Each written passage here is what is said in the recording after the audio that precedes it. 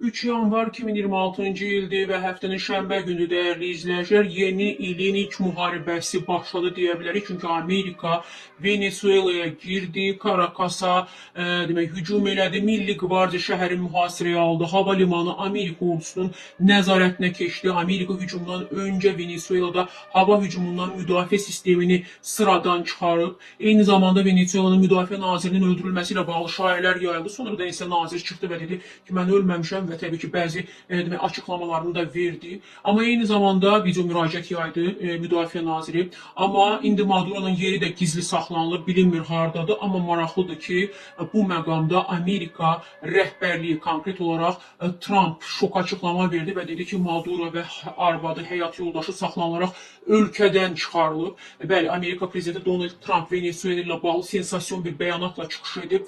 Trump özünə məxsus Truth Social platformasında yazdığı açıqlamada Amerikanın Venezuelaya qarşı geniş miqyaslı xüsusi əməliyyatı uğurla həyata keçirdiyini bildirib və Trumpın sözlərinə görə əməliyyat birbaşa Venezuela prezidenti Nicolas Maduro'ya qarşı yönəlib və nəticədə Maduro həyat yoldaşı ilə birlikdə ələ keçirilib və ölkə ərazisindən də çıxarılıb. Amerika prezidenti vurğulayıb ki, bu əməliyyat Amerikanın hüquq mühafizə orqanları ilə koordinasiyalı bir şəkildə həyata keçirilib və Trumpın açıqlamasında deyilir. Amerika Birləşmiş Ştatları Venezuelaya və onun lideri Nicolas Maduro'ya qarşı geniş miqyaslı əməliyyatı uğurla həyata keçirdi. Maduro həyat yoldaşı ilə birlikdə ələ keçirildi və ölkədən çıxarıldı. Əməliyyat Amerika hüquq mühafizə orqanları ilə birgə aparılıb, təfərrüatlar daha sonra açıqlanacaq. Trump həmçinin bildirib ki, bugün saat 11-də Amerikanın Florida ştatında yerləşən Mar-a-Lago iqamətgahında rəsmi mətbuat konfransı keçiriləcək və əməliyyatın detalları da ictimaiyyətə təqdim olunacaq. Bu açıqlama Venezuelada artıq yüksələn gərginliyi daha da artırıb. Xatırladaq ki, bundan əvvəl Karakasda prezident iqamətgahı Miraflores sarayının ətrafı hərbçilər tərəfindən mühasirəyə alınmış.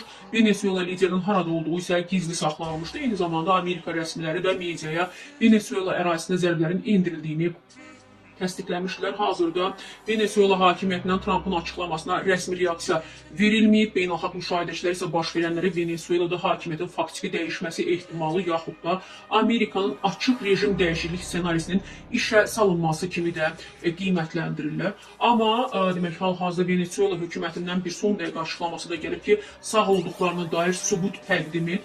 Rodriguez Trump'a müraciət edib. Venezuela hökuməti Amerikadan ölkə prezidenti Nicolas Maduro və həyat yoldaşının sağ olduğunun təsdiqlənməsini tələb edib. Report xəbər verir ki, bu barədə New York Times Venezuelanın vitse-prezidenti Delcy Rodriguez'ə istinadən yazıb və Delcy Rodriguez dövlət televiziyasında çıxış edərək Nicolas Maduro və həyat yoldaşının yerinin məlum olmadığını bildirib və Donald Trump'dan onların sağ olduğuna dair sübutların təqdim edilməsini tələb edib. Dəyərli izləyicilər, hələlik ki, vəziyyət bu qədər gərgindir və son dəqiqə məlumatlarını yenə də növbəti video buraxılışlarda sizin nəzərinizə çatdıracağıq dəyərli izləyicilər.